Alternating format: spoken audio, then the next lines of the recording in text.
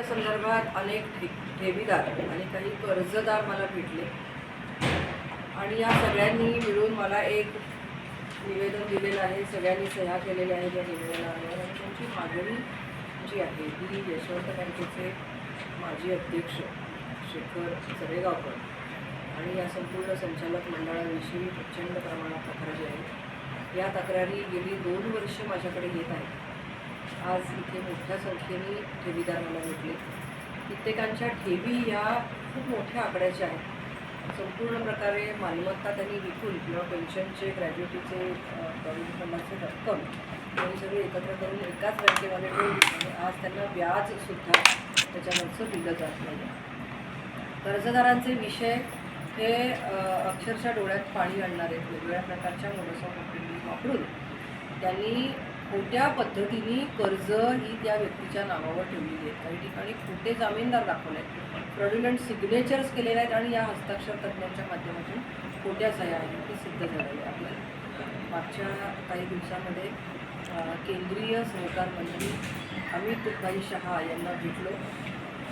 माझ्याबरोबर SD कुलकर्णी हे जे स्वतः एका प्रकारे ते कर्जदारांनी खरं तर त्यांच्या बंधूंनी कर्ज घेतलं होतं, तेही त्यांनी फेडलं होतं आणि तरीसुद्धा त्यांना खूप हॅरॅस केलं गेलं आणि त्यांना आत्महत्या करण्याची वेळ आणली.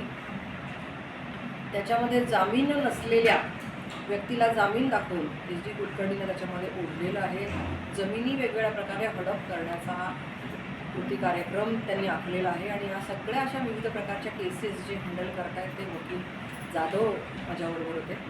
आम्ही तिघांनीही त्यांना या सगळ्या बँकेच्या संदर्भाच्या गोष्टी चालतात ते दाखवून गेलेले आहे. एका व्यक्तीच्या तर त्यांचं मी नाव सांगते, माने त्यांचं नाव, त्यांच्या नावावर 8 कोटी एवढं कर्ज दाखवलेलं आहे.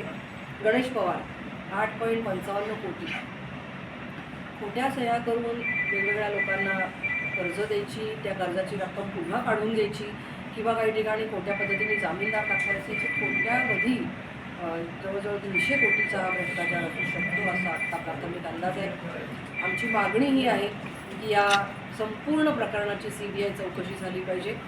या बँकेवर RBIचा प्रशासक नेमला गेला पाहिजे.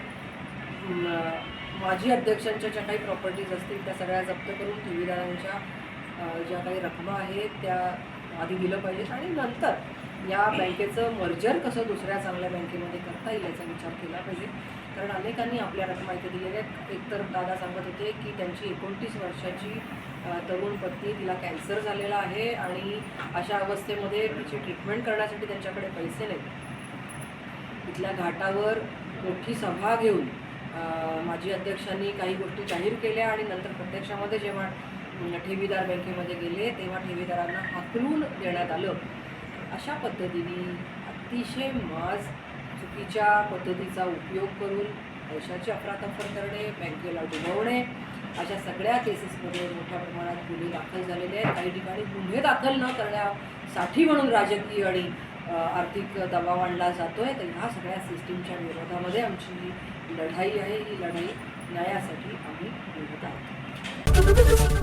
ABP माझा, उघडा डोळे बघा नीट.